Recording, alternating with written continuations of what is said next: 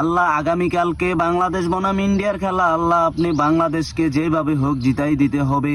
তুমি বাংলাদেশকে শিওর দিয়ে 100% তুমি খেলাটা ঠগাইয়া দিবা। আল্লাহুম্মা আমিন। আল্লাহ আরামের ঘুম হারাম করিয়া ফজর নামাজ পড়িয়া দৈনচাকাতের সিফাত বইয়া তোমার কাছে হাত তুলিলাম। আল্লাহ আপনি আমাদের চাওয়া পাওয়া গুলা পূরণ কইরা দেন। আল্লাহুম্মা আমিন। হে আল্লাহ, আমাদের চাওয়া পাওয়া গুলা হলো আপনি গরিব মানুষকে বড়লোক বানায় দেন, বড়লোক মানুষগুলাকে গরিব বানায় দেন। আল্লাহুম্মা আমিন। হে আল্লাহ, মায়ের দোয়া ক্রিকেট টিম বাংলাদেশ বনাম ইন্ডিয়ার খেলা আছে, আল্লাহ আগামীকালকে বাংলাদেশ বনাম ইন্ডিয়ার খেলা, আল্লাহ আপনি বাংলাদেশকে যেভাবে হোক জিতাই দিতে হবে। আল্লাহ আমি কিচ্ছু জানি না, আল্লাহ আপনি বাংলাদেশকে জিতাই দিতেই হবে। আল্লাহ দরকার পড়লে যদি আম্পায়ার আউট দিয়া দেয়, আল্লাহ আম্পায়ারের উপর গজব নাজিল করে দিও। আল্লাহ তার হাতগুলাকে পঙ্গু করে দিও। আল্লাহ যেইভাবে হোক আপনি জিতাই দিতে হবে বাংলাদেশকে। আল্লাহ বাংলাদেশকে জিতাইতেই হবে, আল্লাহ বাংলাদেশকে জিতাইতেই হবে।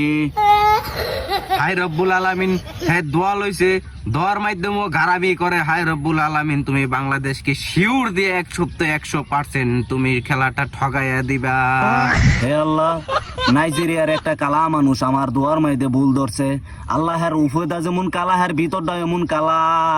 আল্লাহের ভিতরটা আর উর্ফের ডামনে ফর্সা কইরা দেন।